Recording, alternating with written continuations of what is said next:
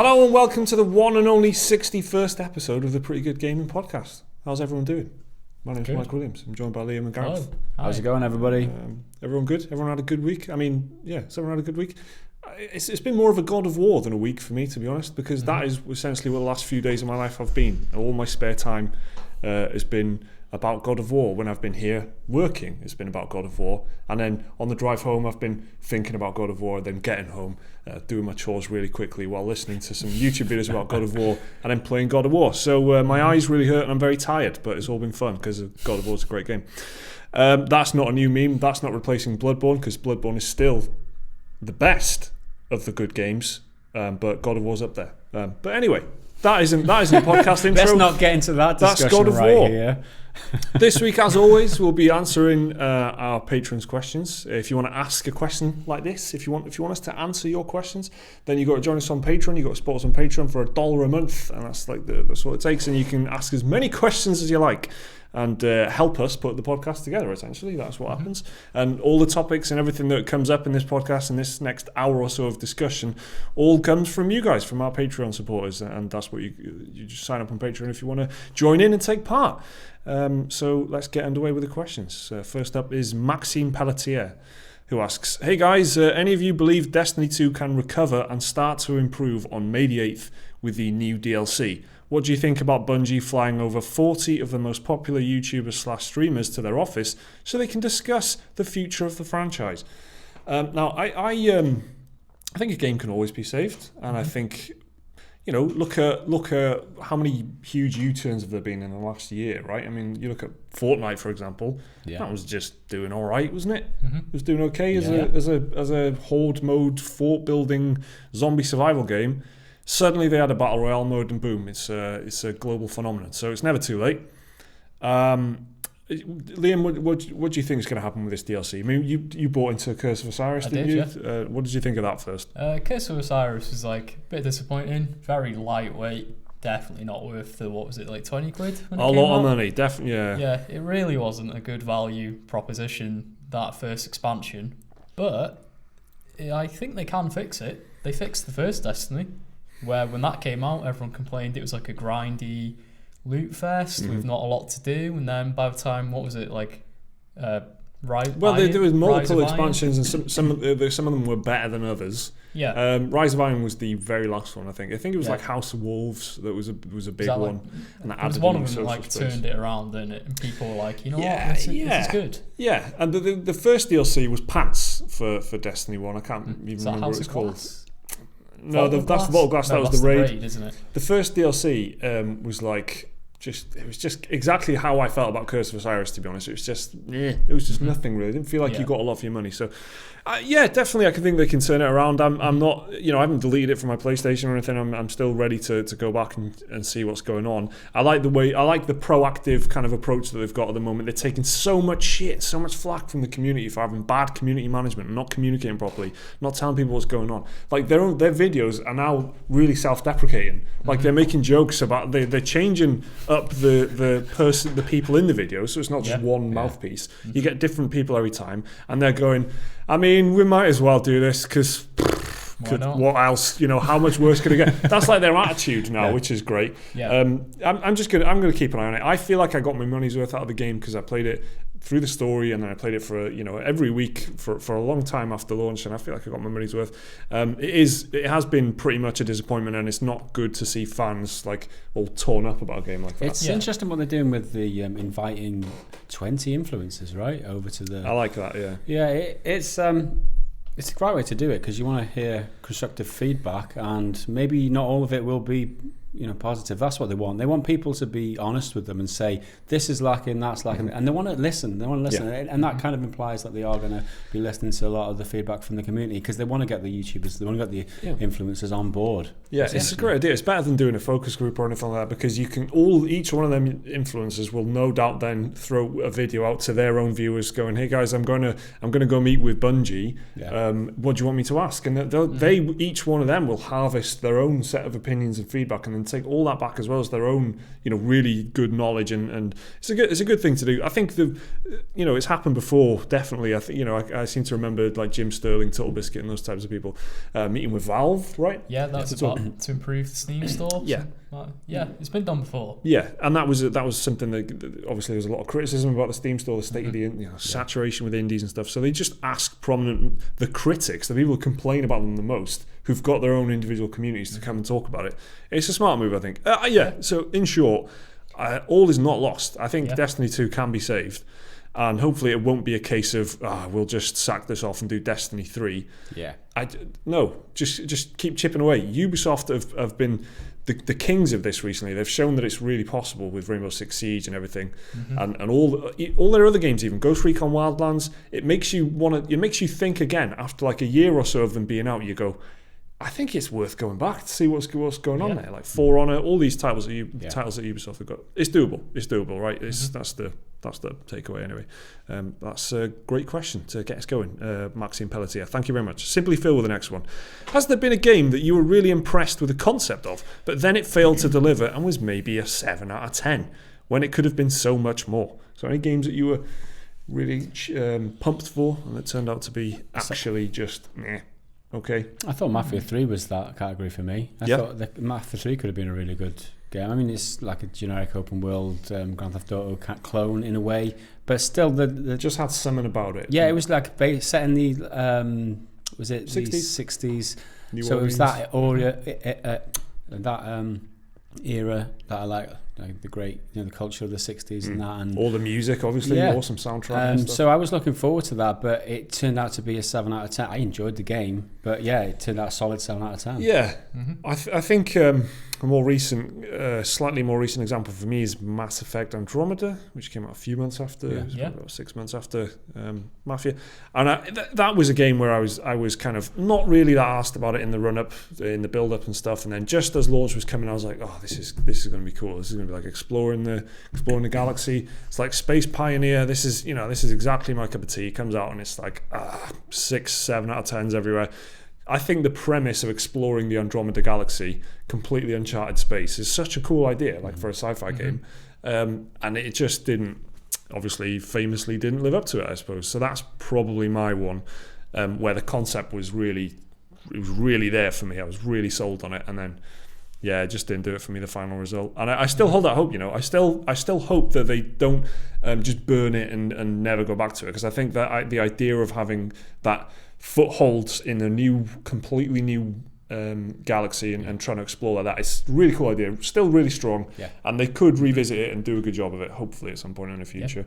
What about you, Liam? Another EA game, Mirror's Edge Catalyst, which I really liked the first Mirror's Edge. I thought it was a great game with the free running and all, like first person sickness simulator, right? The thing that luckily I didn't get that, so I managed to enjoy it. And when they said Mirror's Edge Catalyst, the long-awaited sequel, which quite a lot of people were looking forward to, and they were like, oh, we'll do it open world. I was like, oh, free running open world, that'd be pretty cool. It always sounds like it might be cool, right? Open world. So I was imagining the Mirror's Edge like movement system, but in a big open world. When the game came out, it was just kind of like a bunch of small hubs connected by corridors. Yeah. And it was really disappointing. And I was like, they've completely wasted this opportunity. They could have done think of all the environment, traversal and stuff like that. And they just kind of put a zip wire up there. You're watching animation, and then you're in the next little hub. Yeah. And it was very disappointing. Do you know what? That smacks of EA box ticking, where they were at one point really bad for it, like Dead Space 2. You got to put multiplayer in Dead Space. Oh yeah. Do you really? Do you have to put multiplayer? Less horror, more action, more multiplayer. Yeah, but because that's what COD was doing. COD was doing blockbuster action, so that's what everyone else has to do. So that kind of that's what it feels like a little bit. Yeah. Every game's got to be an open world game now, so let's put open world in Mirror's Edge.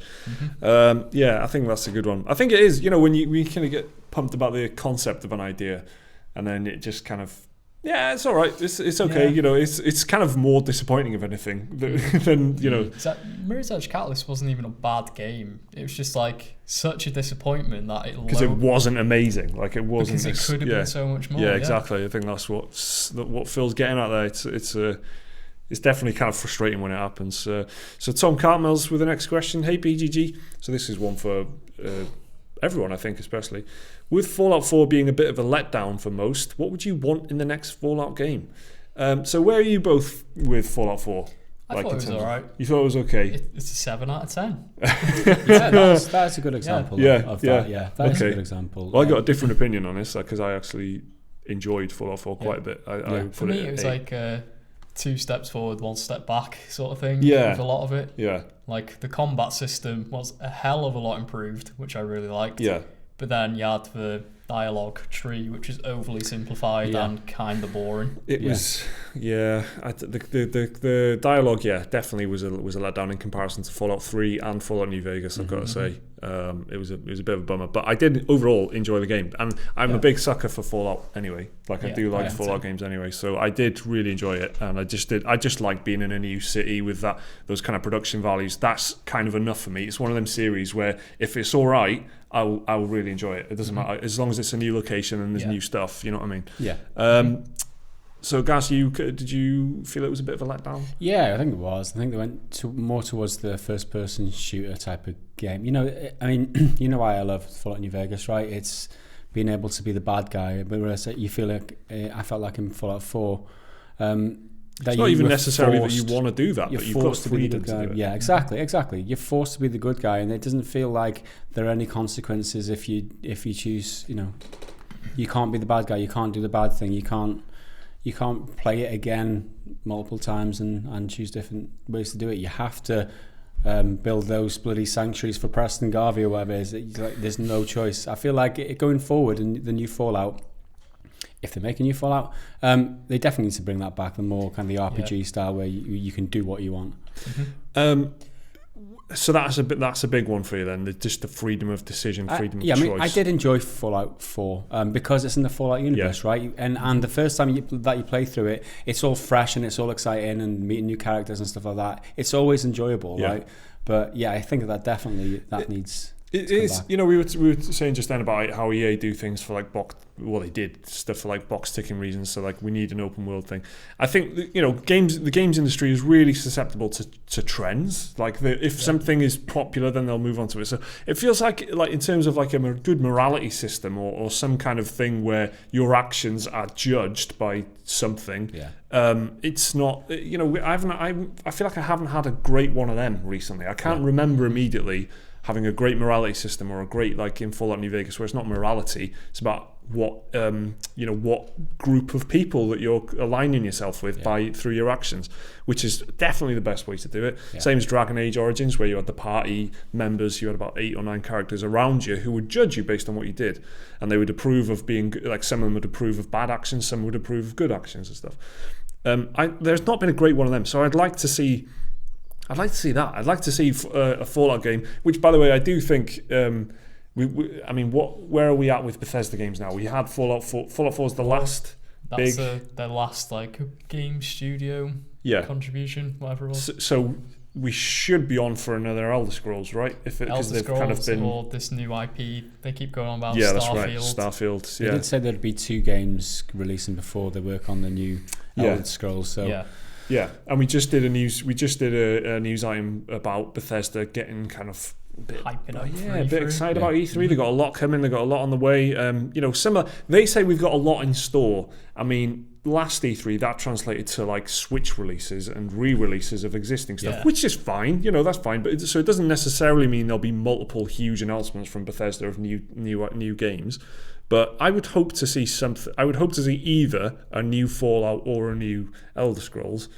And I know they're working on Starfield, which I am looking forward to. But I feel like those kind of games exist in universes that you can just keep doing it, and it feels like there's always new ground to explore. So I'd hope there'll be something like that in the next E3. But the next Fallout, it's got to have the choice. It's got to have freedom of decision and stuff. I think it's got Preston. What's his name? Preston Garvey. Preston Garvey's got fuck off. He's not in it. That doesn't matter. Get rid of him. Anyone like him who forces you to do stuff. And that was the most annoying realization I maybe have ever had in video games, where I realized it was endless. It's the most. Who thought that was a good idea? It should tell you, like, in really explicit ways, like, this is a never-ending quest chain. You can keep hammering away if you want to, but there is no end to the tunnel, right? So the whole map by the end of it will just be one big settlement that you've built. Building all these settlements. I got bored after the first settlement. I mean, and that's all I did. And I throw a house down and like a workbench at the other ones, but that's it. It's a cool idea. I think that it's a wasteland, and there's people exist in small pockets, and then as part of that, some guy wants you to start resettling it, reclaiming it, re-civilize it. That's fine, and that's a good idea. But I just after about 10 of them, I was like, does this actually... You lasted 10? Yeah, I liked it. I like the settlement. This is one thing. I like the settlement building in Fallout 4, but I don't like being made a fool out of. Right? He started taking the piss, didn't he? Preston. He was like, "Hang on a minute, Preston. You're pushing things a bit here." So yeah, I don't want any Preston, and I want RPG. Style choice and mechanics, and just more things to do. Another system. Don't stop at settlement building and customizable weapons and the perk system. Give me more stuff. Just throw some more ingredients in there. That's what I'm hoping for. So thanks for the question, Tom. Lady B Games asks, are there any games you're looking forward to that aren't part of a AAA or mainstream lineup? I've got a really hard time answering this, and I'm. That aren't part of your AAA or... aren't part of a AAA or mainstream lineup. So... I mean, Total War, AAA... That's what I was thinking. Like, I thought Total War, Pillars of Eternity 2... Yeah. I suppose Pillars is technically indie. Yeah, right. So yeah. But I was trying to think of something that is completely original, completely fresh. Yeah. And it's actually quite difficult. I guess Starfield, the Bethesda one. Is it called Starfield? Yeah. Codename Starfield. Codename Starfield, yeah. I guess that. That's AAA though. But it is AAA. There is one indie game. There's that Untitled Goose game where you just plays the goose, annoying a farmer. He plays a goose, yeah. This isn't a lie or a joke. This is that just looks so entertaining to me. It does look pretty fun, actually. Yeah, and it's an indie game. So. The Good Life as well. The Good Life, I backed that on Kickstarter. I'm looking forward to that. That probably won't be out for like another year or two. Yeah, but it's looking good so far. They've done everything right. I mean, Mountain Blade is one I'm looking forward to. Yeah, I'm with you there. That's not a AAA, and that's the independent. I don't know, but I'd say so. Yeah, it's kind of niche PC gaming, isn't it? I wouldn't say indie, but it's hard to categorize. It's niche PC. But yeah, Mountain Blade is one that I'm really looking forward to. It won't have the AAA budget, that's for sure. No, and there's a few others knocking around. None of which I can remember right now. Well, there's currently the couple of games out this week that I have been looking forward to, which is Frostpunk and BattleTech. And BattleTech's like a mech kind of... It's an old tabletop game, but it's like the precursor to MechWarrior and stuff, and it's kind of been over to... Everyone kind of knows MechWarrior a bit more than BattleTech, or they've at least heard of it. So that's coming out this week, and that's like an XCOM-like thing, and we should be getting a video out on that. Hopefully sometime next week maybe, and so I've been looking forward to those two games. So those two games have arrived just now, but yeah, otherwise it is tough. Everything's a sequel, isn't it? Everything's part of a big franchise. Like, so there we go. Thanks for the question, Lady B Games. Rudy Manchego with a belter. Now this is a big one, serious issue. First of all, I'm liking the Saturday show approach. I'm liking the sat down approach on some of the latest videos. Cheers, Rudy. Thank you. Thanks for the feedback. We like it as well because we get to sit down. So here's Rudy's story and question. I foolishly bought my daughter a microphone and SingStar PS4 game for her birthday. I was rather surprised to find that its default setting is to allow video footage of your performance to be streamed online and that you have to opt out. So a follow-up question to that. With GDPR coming into full effect soon, what do you think game and hardware manufacturers should be doing to better protect their consumers? Do you think they will? Not doing that, essentially. Not live streaming your child daughter's video of her singing, for a start. Yeah, definitely. So GDPR is a new kind of data protection law, or set of laws, I suppose, coming into effect in the EU, and it's going to change how things work for us in the UK. And it's replaces very old laws from like 1995 or something. So they're really outdated in terms of how far the internet's moved along since then, and how the evil, nefarious Facebook keeps slapping down patents and all kinds of scary technology and stuff.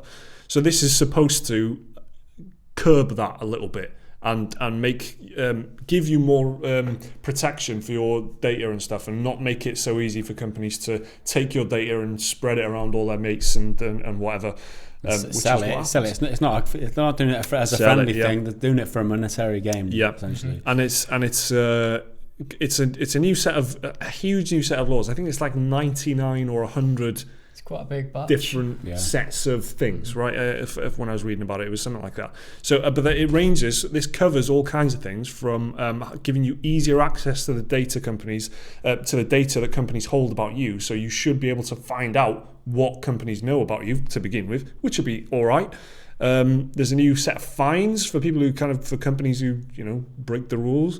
And there should be more kind of clear responsibility for organisations to obtain the consent of people they collect information about. And you might have noticed, if you're in the EU, or in the UK specifically in our case, that you've gotten a lot of emails in your inbox recently from people like McDonald's saying, please click here so we can keep sending you spam. Yep. That's genuinely it's essentially what they say, isn't it? Yeah. I've had loads. Me too. And I've had one saying, oh, you didn't opt in. You didn't opt in to sending you, so this will be the bye-bye. Yeah, and it's kind of like, they're like, we'll give you a free 10% off voucher. I don't want your fucking voucher. Get out of my inbox. Yeah. Never opted in the first place. Yeah. Fucking hell. So with all that in mind, with those laws coming into effect, Rudy's question, do you think games and hardware manufacturers should be doing better to protect their consumers? Do you think they will? I think, yes, they will. They will have to. Maybe not in the short term. Maybe even if it's not... Even if they're not directly affected by the EU law changes, at some point in the future, this kind of thing is going to keep creeping in. There's going to be more data protection laws and stuff. As the law catches up with technology, there's always going to be more rules. That's always the way it's been. It's been the same with, like, the car, for example. There weren't that many rules of the road. You didn't even have to pass a test. Exactly, yeah. And now there's all kinds of stuff. So it eventually will catch up to it. But I think, to be live streaming performances of SingStar by default is that is scary. It's shocking, really. That is scary. That is the worst example of any sort of exploitation, I guess, if you like. I mean, you think about kids. I mean, that's not what you want, right? I mean, as an adult, as a parent myself, my daughter uses an app called Musical.ly or something. And she's there, and I think she's had to pretend she's 13 or something. I don't know. A responsible adult here.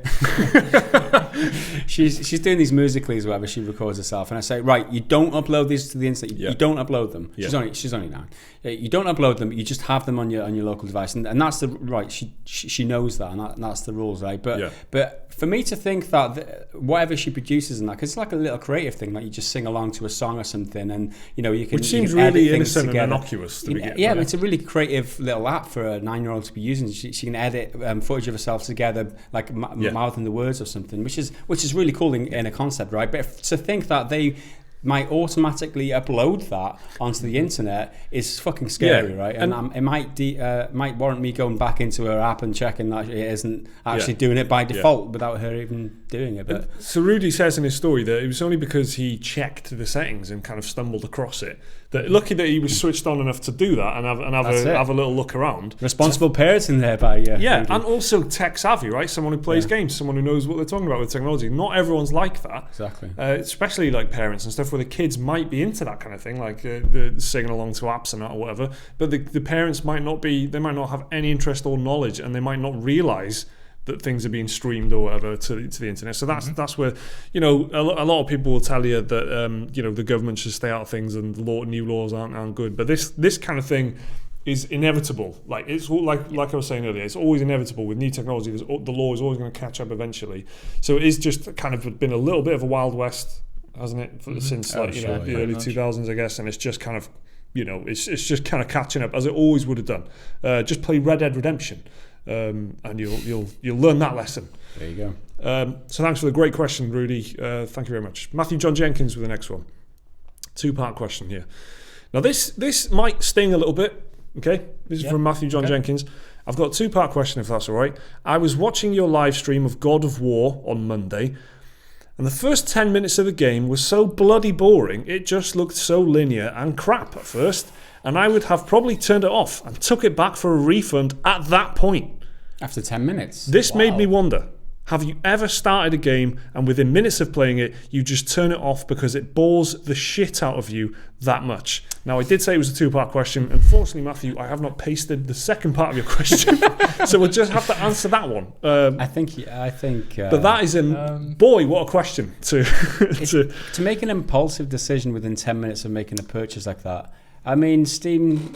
I mean, if you're playing on a service like Steam, they give you 2 hours, right? So so that gives an indication of how long you should play a game before you get a decent idea of whether you're going to enjoy it or not. And the first 10 minutes of God of War is just setting the story to yeah, exactly.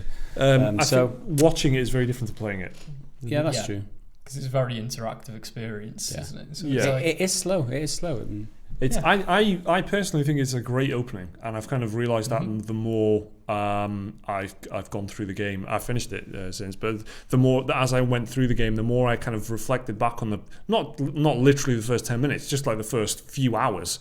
I just thinking that's really good. There's really good stuff there. There's a lot of like little things that are dropped in, little plants and setups and foreshadowing and stuff that comes back, and I think it's actually a brilliant opening. But it's difficult to judge that by just watching it, I guess, is the thing. And also, if you're not interested in the universe and the characters, and if you think you don't really like the look of Kratos as a guy to be looking at his back and shoulders for 30 hours, you might not be interested in the game. And I get that. 10 minutes is probably, give it more than 10 minutes. I'll tell you what, I do make rash decisions as well. I go with my gut a lot, and then after like half an hour, 20 minutes, some cases I've decided the game is not for me. I'll usually give it a bit more just to make sure, but I'm the same. But 10 minutes is not enough. I reckon, like Gaz was saying, if Steam gives you 2 hours, use the 2 hours, or use 1 hour and 55 minutes to be safe.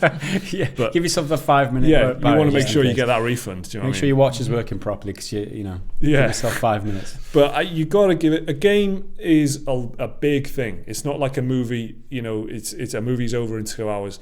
A game like God of War, especially, you can play 35, 40 hours of that before you've seen almost all of it.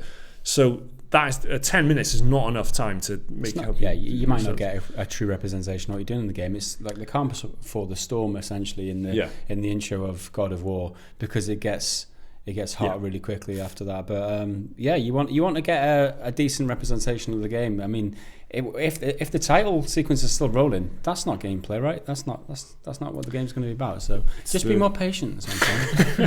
Yes, and also, I mean, don't make that decision based on a Twitch stream where there's 3 people in it. 2 of which are usually having a conversation at all times. And one's half trying to pay attention and half trying to have a conversation. And people are asking us questions like, "Who would play you in a movie?" and shit like that. You know what I mean? That's it's not a great environment for God of War. So it's that's all I would say, Matthew. If you're not sure, if it looks boring as shit, or if you're even halfway curious, just wait for a sale on it, or rent it, or whatever, and don't worry about dropping 40 quid on it if you're not sure. So thanks for the question anyway. Big Oswin. That's a great username. They ask, "Hi guys, long-time lurker, first-time patron. I'm relatively new to PC gaming and built my first gaming PC by myself 2 years ago. Top work, nice one. Well done. With the lines blurring between console generations, do you think that it would be worth having a modular design for the next gen with plug-and-play upgradable components? Each component could have a QR code that links to a step-by-step guide on YouTube or something." It's a great concept, but how can they keep up? Games developers go to consoles because they know the specs beforehand, right? With a modular setup like that, it just makes games a lot more difficult to develop, right? Doesn't it? You wouldn't get God of War. You wouldn't get God of War with that, because there's two factors with God of War. A lot of money from Sony, because it's a first-party exclusive, and they'll just pump money into that thing. Doesn't matter if they take a loss. It's a big title and it'll bring people over to the PlayStation 4. So that's the first thing. Second thing is that they know the hardware inside out, and Sony will give them all the help that they can get to squeeze every last bit of juice out of that set of specs. It's already slightly more muddied because of PS4 Pro and the standard PS4, but it will be more complicated, wouldn't it, if you were to just... I think modular, I can't see it happening. If anything, it will go the other way. It will go from Valve making Steam machines that are not full PCs, but you can they've got their own set of custom hardware, so you get a specific type of NVIDIA card or whatever that you can put in, and it'll go down from PCs rather than up from consoles, if you know what I mean. I don't know, what do you think about this, Liam? I mean, like I said, the concept of a modular console is pretty cool, but I think the whole appeal of a console is just plug and play, isn't it? It's a really important ingredient. You buy a console, take it out of the box, you plug it in, and away you go. You're right. You don't need to configure anything apart from like put your name and time, whatever in. There's not possible like hardware. Like in PC, you can make a hardware combination that might be incompatible. Mm-hmm. So you could like have a CPU, but it won't fit into the motherboard you bought, stuff like that. There's so many factors. Yeah. Whereas, it's just for simplicity. I think people just like the simplicity of a console. They don't want any like faff or anything like that. I think if what would you be able to upgrade? You'd upgrade the RAM, the graphics card, the CPU, storage. Maybe you can already do storage, but then say there's just those 4 elements, right? All those 4 elements then you'd have to have multiple options. They would have to, whoever's producing the console would have to make sure that they can get NVIDIA or AMD to make their own, to let them make their own kind of modular type design that doesn't look like a graphics card. It's just a big rectangle or something. I think there's a lot of obstacles in the way and not enough benefits. I think like I said, I reckon if it ever does happen, it'll be Valve working backwards to make PC gaming more accessible. And the other thing as well is the form factor, right? With a modular system, you can't have as compact because everything's soldered to the board and everything. So if there needs ports to be able to remove it and put another one in, it just makes the whole thing bigger and bulkier, and that's not what you want a console. If you're going to have it underneath your TV, you want it looking sleek, you want it looking nice and as small as possible. I think the big kind of the smart money this generation has been on things going more towards like a mobile model where you get a new one every year that's a bit more powerful. It's just a set of hardware specs that is a bit more powerful than last year, or a bit it's got some new features or something, but it'll run the same game. That's what the smart money has been on because of the PS4 Pro and the Xbox One X. Like that's where we're creeping towards a state where we'll have a new console every year. I can kind of see that, but it just at that point I'm starting to wonder how long is it until hardware is totally irrelevant and we just stream everything anyway. Like you could just do it on your phone if you wanted to. Do you know what I mean? It's really difficult to predict which way things will go, but I don't think a modular design. Just get a PC. If you're interested in a modular console, just get a PC. You can do it there. Do you know what I mean? But it's a good question, Big Oswin. Again, great name. Thanks for the question, and keep asking them if you're a new patron. Thank you for joining us. So one more question before we go to Fact of the Week. This is from Joe Tomko. Hey guys, new Patreon member here. Another one, new Patreon member here. Love the stuff you guys are putting out. Keep it up and all that. So what game would you guys say has the smartest and or most enjoyable writing? Now, in video games, writing is interesting because it doesn't necessarily just mean dialogue, does it? It can be, I mean, would you consider Brothers, A Tale of Two Sons, which is a 2.5 hour game with voice acting but no writing. It's kind of like sounds and stuff, right? Does that have writing? Is that smart writing? I think it is, but it's not really writing, is it? It's just. They probably wrote out this scenario. This is how I want it to conveyed play out. We need you to convey this emotion because this is what's happening, and a breakdown of the relationship and stuff. That's smart writing. I think. Recent examples, Hellblade Senua's Sacrifice is an obvious one to me because of how much writing is in that game, which is really dense, and the way it's used, smartest use of dialogue and voices I can think of. That's true. In a long time, and therefore has excellent writing. Hellblade Senua's Sacrifice. I don't know, have you guys got any other suggestions? Any other just good examples of writing and storytelling and things like that in a video game you can think of? Nier Automata. That's interesting for sure. It plays with the conventions of like what a game is and how people understand and interact with games, and linearity and how like multiple endings and all that. I mean, anything by Yoko Taro, really. He's a very fascinating writer. Because like just how his process is. Like you said, he writes he starts from the end and works his way backwards when writing his games, and it's just probably while doing a handstand. Probably, yeah. I don't know, just but yeah, doing other stuff. It's just like he puts like a lot of hidden depth to his games. Yeah.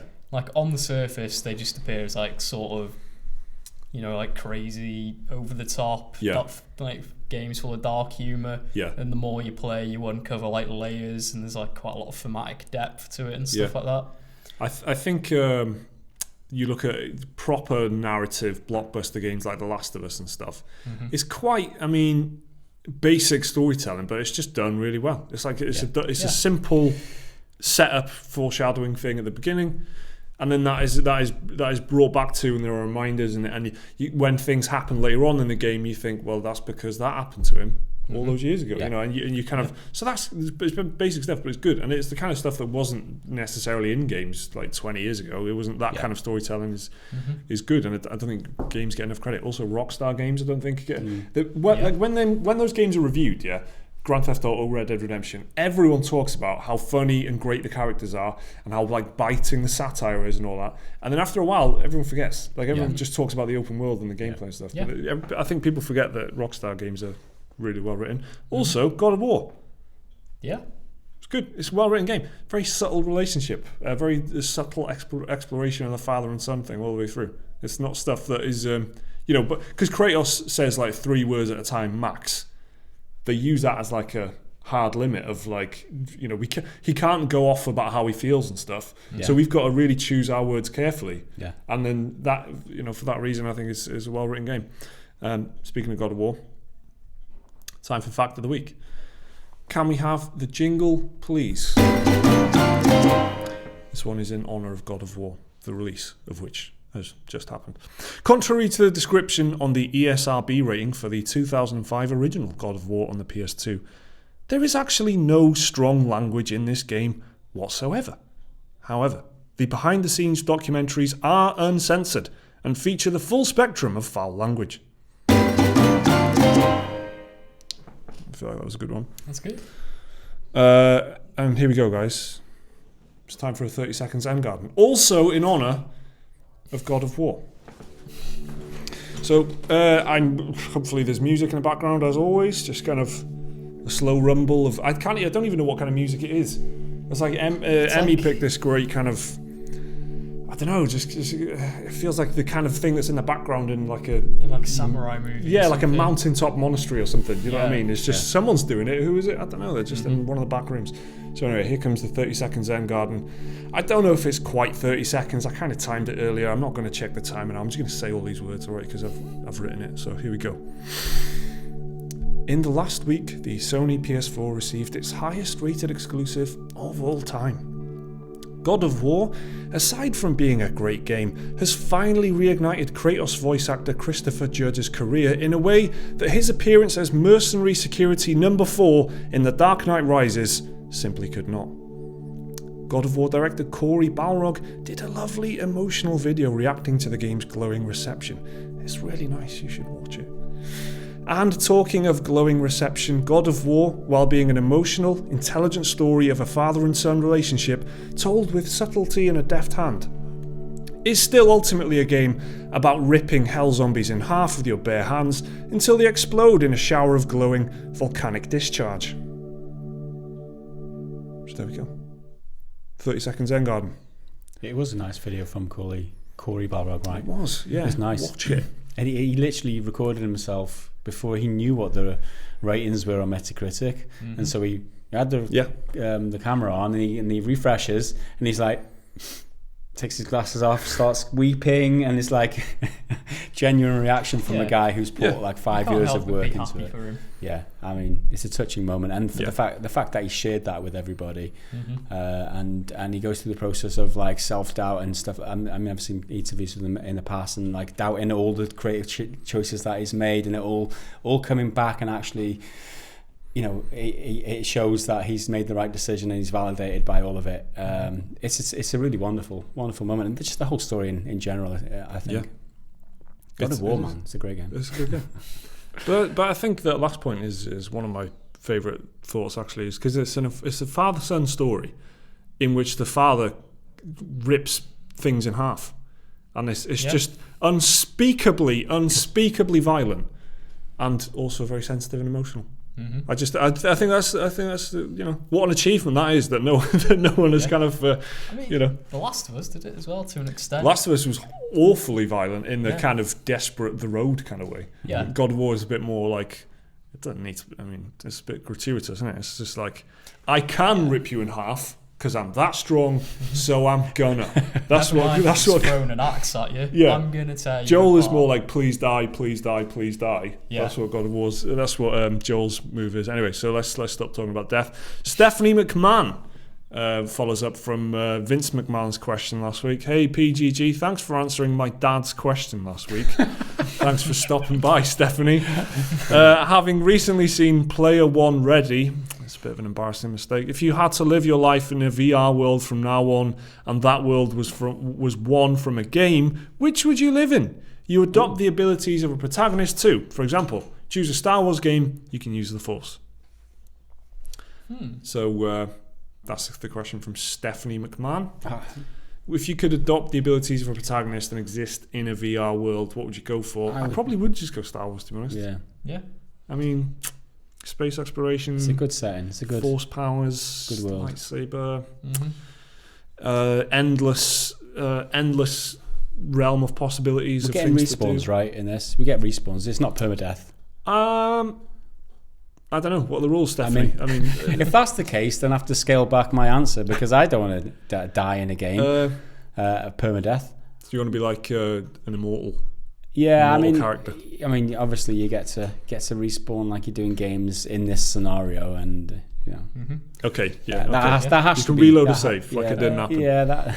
I think I've said it before, but Final Fantasy 15, it's basically just the real world, but with bros. Some fantastical elements. Yeah. And spectacularly attractive people working at gas stations, for example. Things like that. Go on a road trip, fight some monsters, eat some amazing looking food. With your bare chest out.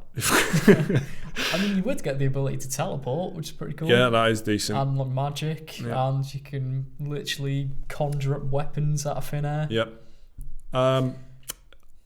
Star Wars. Just start. I mean, it's a good answer. It's a good answer. I just, I can't think I would take Red Dead Redemption. Cool. The Westworld kind of setting. Yeah. I feel like just don't complete the final mission, innit? Just don't do the final mission. Yeah, let's not talk about that. And no zombies either. Just the regular. Okay. Yeah, Red Dead Redemption. Undead free. Setting. Yeah. Undead free. Red Dead Redemption. I will be John Marston. Okay. I'm happy with that. So those are our answers. Thank you very much, Stephanie McMahon.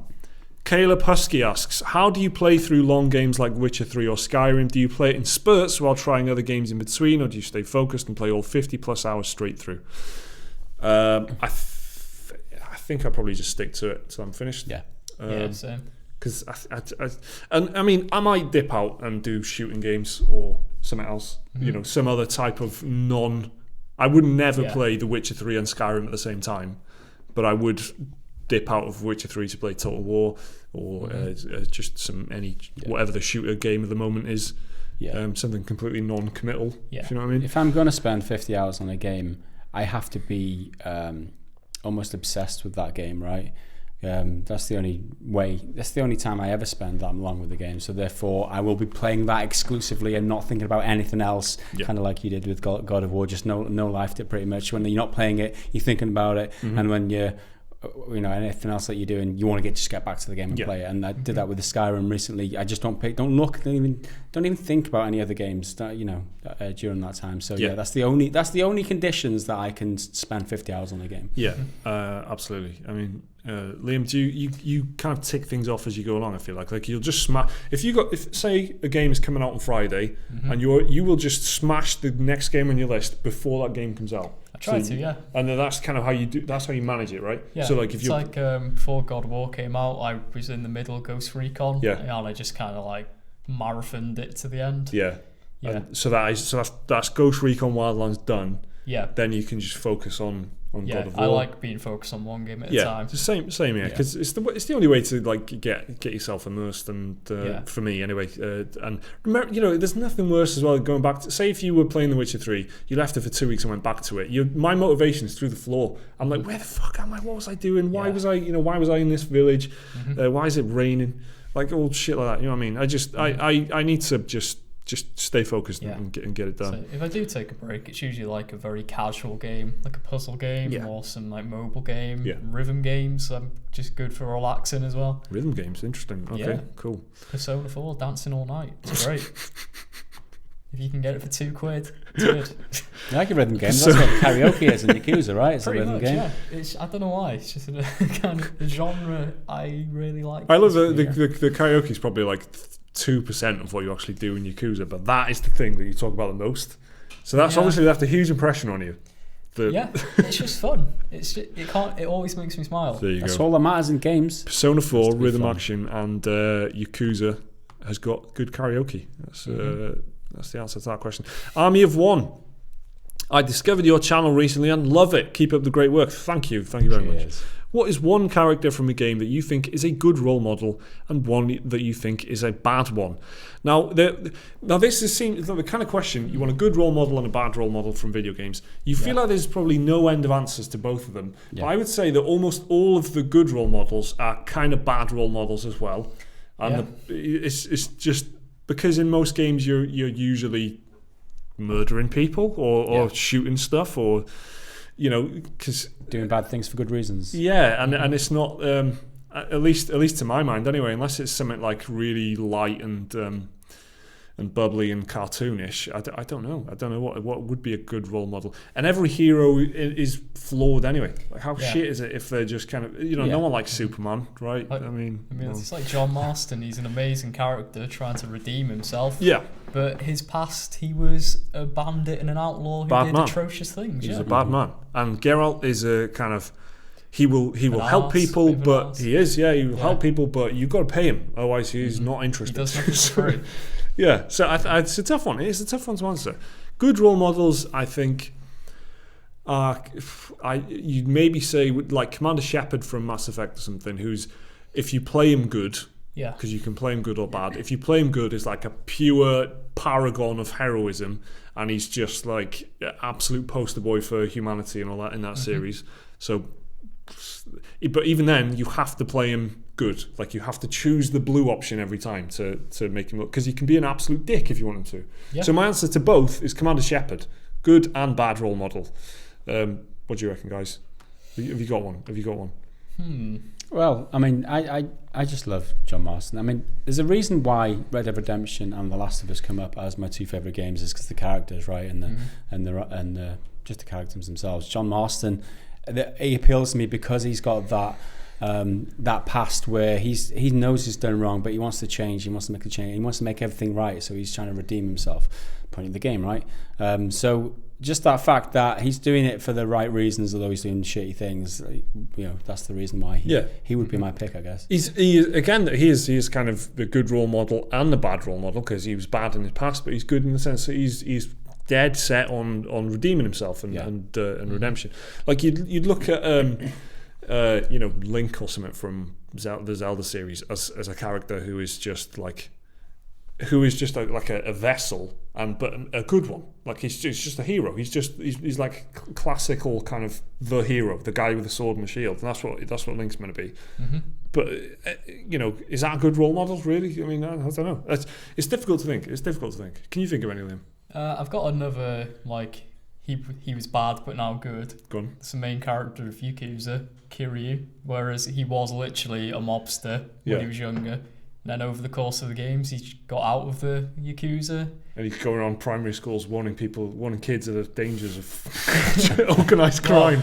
It's weird. Don't end up in prison, guys. By the time of Yakuza 3, he literally is running an orphanage. That is the thing that happens. He's running an orphanage looking after kids. Yeah. But then he gets called back in to save his old friend, which involves beating up a lot of people. Yeah, exactly. And then he's got a a foster daughter who he'll do anything to protect and all that. Yeah. Yeah, it's kind of another... Perfect.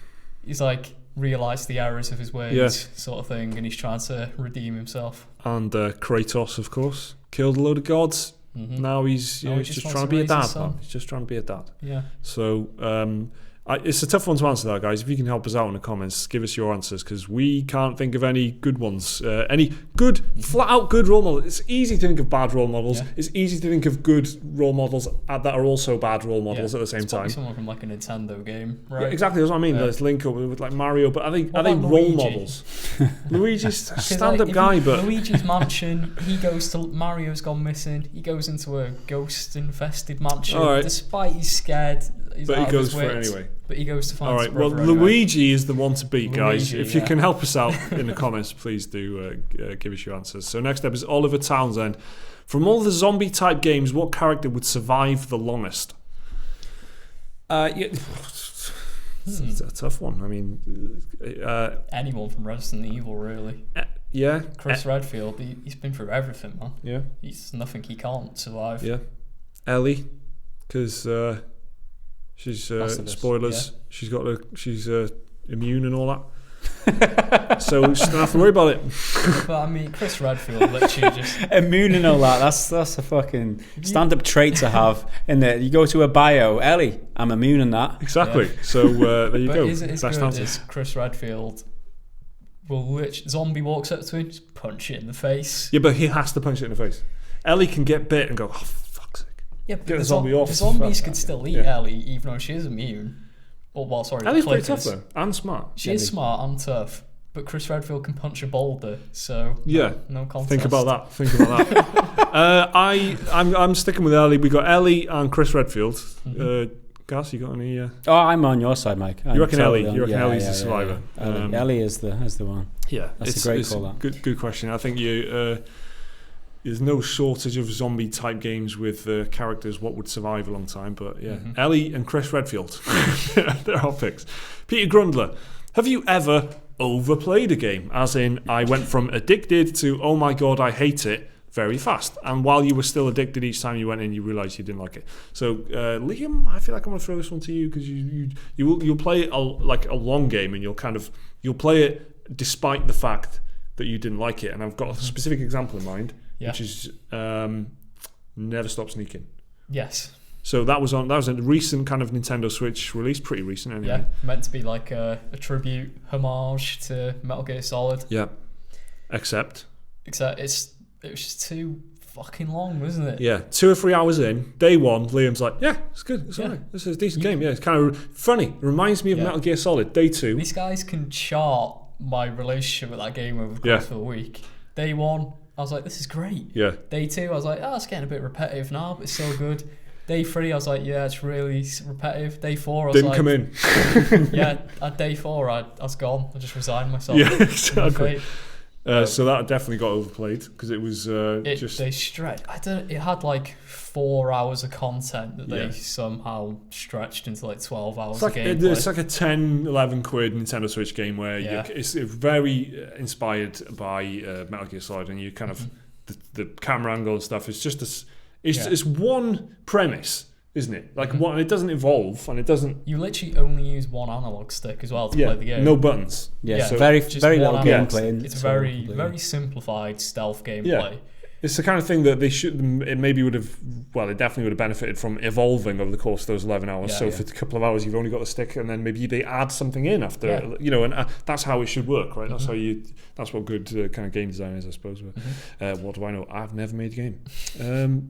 I can't think of any myself that I've overplayed. I'm certainly not going to hate it anyway. I have got another one. I think I've mentioned it before. Tales of Graces, the JRPG on PS3. Okay. Played that for like 5 hours, and I was like, this is good. By like the 10th hour, I was like, this is shit. Yeah. And then by the 40th hour, I don't know why, I still played it. Yep. I was just like, I want my time back. Same I don't know why I finished it. I honestly can't tell you. It was like Stockholm Syndrome or something. Yeah. It's the same with me and No Man's Sky. The first 4 hours are great. No Man's Sky is you play that too much, and then the game turns bad because it's the same. It's the same game. I think its repetitiveness is obviously the common theme here, right? And mine is Uncharted, the first Uncharted. and I played through every single Uncharted game. And I've said multiple times on the channel that I didn't like it, but it was like the first few hours, like, this is good, it's cinematic and good voice acting, and he's got a great performance from this guy who's doing Nathan Drake and that. And then after like 10 hours, I'm like, oh, it's another group of mercenaries, is it? Right, I'll just shoot all these and then probably climb somewhere. And that's climb up to the next group of mercenaries, and slide, and then swing, and then climb, and shoot some more mercenaries. Sorry, we'll move on. So thanks for your question. Destroy some more families, because there's mercenaries have got to go home, and fatherless children that you're leaving behind. Did you say that about COD as well, though? I don't play COD either. I do say that about I don't play COD either. They've probably got families. I do say that about COD. I said it's a shooting gallery is what COD is. They even pop up. COD is like, it is basically a shooting gallery. They literally pop up and you just kind of shoot them. From behind rocks. Yes, anyway. like Colin asks, I just recently started replaying Prey as I upgraded to PC and heard it looked and played better than on console. Brackets, it looks great. And forgot how awesome the start of the game was. What is your best starting of a game from recent memory, where it really draws you in straight away? So good intros, good opening segments. So we were just talking about this earlier about bad ones, and I said God of War. I thought it was a great intro, and I've written it in my notes here that I think God of War is a great intro. I think it's a really well done, and The Last of Us, very effective. Again, my pick is always my favorite game is The Last of Us. In my opinion, any Bethesda open world game, I love it. I absolutely love it. I love the character creation, and I love the stepping out into the open world for the first time. I look forward to that bit specifically in their games now. I'm like, I can't wait to do the first dungeon and see the stepping out bit. I really enjoy it. Doom 2016, that had a perfect opening. It's the one where he punches the monitor and someone's giving him classic first-person shooter exposition, like, oh, this is the situation, we're in this factory and all these demons, and he's just like, bang, and then he gets out of bed. It's like, yes, I'm playing Doom. Amazing guitar riff helps as well. Exactly. It's brilliant. What an opening. So those are some of my favourites. Any Bioshock game, they've all got great starts. Bioshock 1 famously is the great start, where you go down into Rapture. Bioshock Infinite, I love that intro where everything on the surface is like really glossy and almost utopian. Then you get to that public execution. You start talking to people. You start listening to people, and you're like, oh my god, this place is horrific. Let's get out of here. Just buy any Bioshock game. Yeah, great shout. Probably the closest to Prey in terms of execution and pacing and all that kind of thing. So yours, you mentioned The Last of Us for you there, Gareth, as well. I think without doubt it's my favourite opening for a game that makes you feel, a game that makes you have proper emotions. It's you can't top that, and any game that will do that to me will get props from me. I think good opening is the thing is that they're memorable as well, and that you have that, like, oh, it's this bit. Like Bloodborne, I absolutely love the opening to that. I think that's really the don't worry about it too much. You're not going to understand what's going on to begin with. The characters basically say that to you, the limited amount of characters that there are. The whole opening section to that, it's just ingrained in my mind. I absolutely love it. I don't know. A good opening is really cannot be underestimated for how important it is. I think Rockstar has an interesting approach where they just kind of give you a cinematic, almost like a montage of life and setups of the characters there. And then Red Dead, it's like Joel Marston's on the train. He's listening to the other people's conversations. GTA 5, you're kind of, the guy Michael is in like the counselling thing, right? I think that's right. Years since I played therapy. It. He's in therapy, and you kind of get like the the Porsches and the Ferraris driving around LA and like a plane in the sky. So they go for that kind of this is the world kind of approach and setting up the story. So there's a bit more of a cinematic element before you actually start playing. So anyway, let's move on to the next question. House of Frogs asks, hi guys, what are your thoughts on gaming chairs versus sofas? I honestly find playing games on my gaming chair to be a lot comfortable. A lot comfortable, really? I've never... That's a strong statement. I've never sat in a gaming chair. No, I've just sat in the sort of like generic office chair sort of thing. I mean, this is extravagant for me, to be honest. I mean, I've sat in that type of chair, but I've never sat in like one of those... What was it, like DX racer chairs? Or whatever I don't. I've never actually tried one. You'd have thought a channel of our like stature would have got some chairs donated Oh man, by now. we've had so many emails that were poorly formatted, and I'm kind of gone, is this real? Is this a real? Is this a real gaming chair offer? Or why have you got all lowercase in that sentence and no punctuation? We should unbox a chair and I can check it. I mean, everyone's, and even Worth Buy did that. Right, he reviewed the chair, opened the chair. He reviewed the chair. I mean, okay, which was a bit, which is complete. He somehow stayed off camera the entire time as well. Which was impressive. Yeah, that was impressive. I was like, face real, but he didn't do it. So that was the most disappointing part of the video, I think. I to be honest, I think gaming chairs look silly. They do. I'm not into it. Yeah, it's like the red and that and the neon colours. Yeah. It's like RGB. Do an old man gaming chair. Put some actual RGB lights on it. You'll be full PC gaming. I don't know. It's nothing that's ever crossed my mind. I love gaming on a sofa. On the other hand, to answer the other part of your question, I do like it. I do like feet up on a coffee table. Yeah. That is how I've played God of War all the way through. It is on a PlayStation, isn't it? But I do, it depends on the game for me. Like, am I sitting back and am I taking this in a cinematic experience, and is it a third-person game, or am I leaning forward and am I playing like Dishonored, or am I playing a strategy game or something? Mm-hmm. There are certain games that just feel like PC games to me. Certain games that feel like sofa games. Yeah, simple as that. I'm not that bothered. I'm usually comfortable wherever I'm sitting. That's the main thing, isn't it? Mm-hmm. So yeah, that's where we're at on chairs. Thanks, House of Frogs. Okay, so penultimate question now from Stephen Flocci Naucini Healy Peelification Hughes. You did your best there, Stephen. Impressive. That was a long name, but I am Welsh, so come at me. You put as many L's in that as you want, mate. I'll destroy it. Do any of the PGG crew have any retro consoles laying around?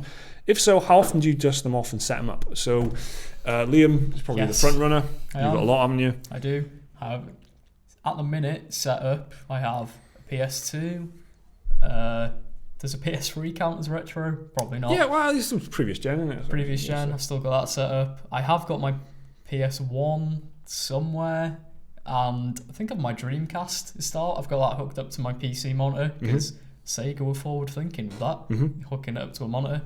Yeah, and every so often I get the urge to go back and play an old game, like Resident Evil 2 is a classic. I will always dust off the PS1 for that. Loads of games on PS2. You got the Jack and Daxter games, which are always fun. Mario Kart as well is a good one. Get the old GameCube out for a bit of Mario Kart Double Dash. Far be it from dust them off. Yours aren't even that dusty because you use them a lot.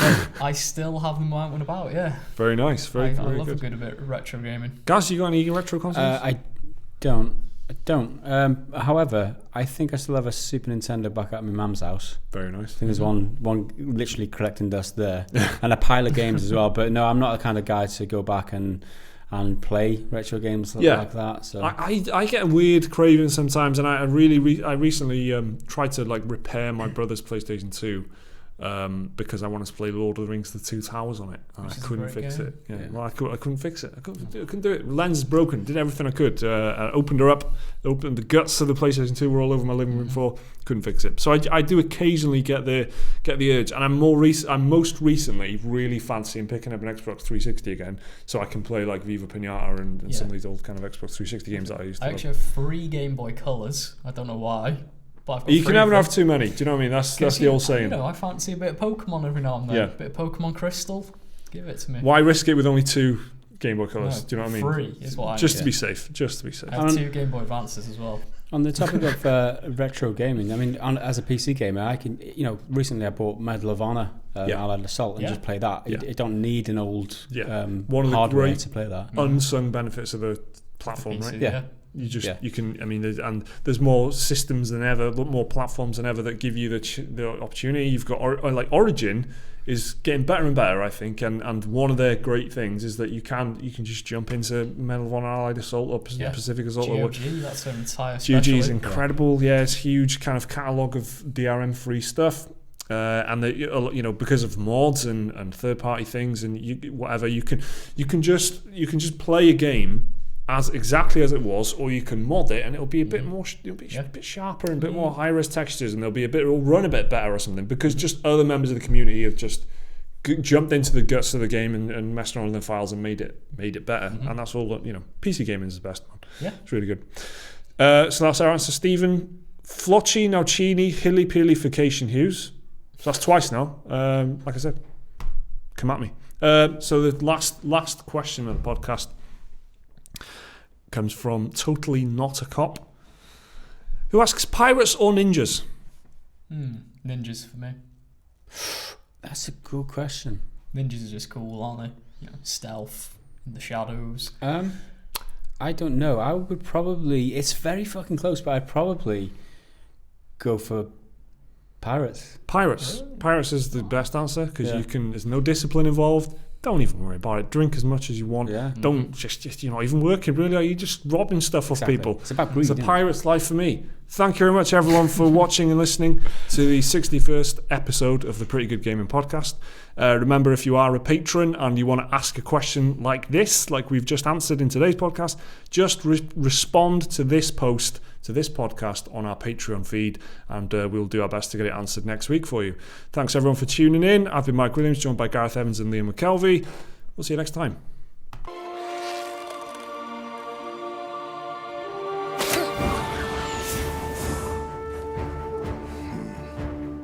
My son, we do not fight because the world makes us fight. We fight for a greater purpose.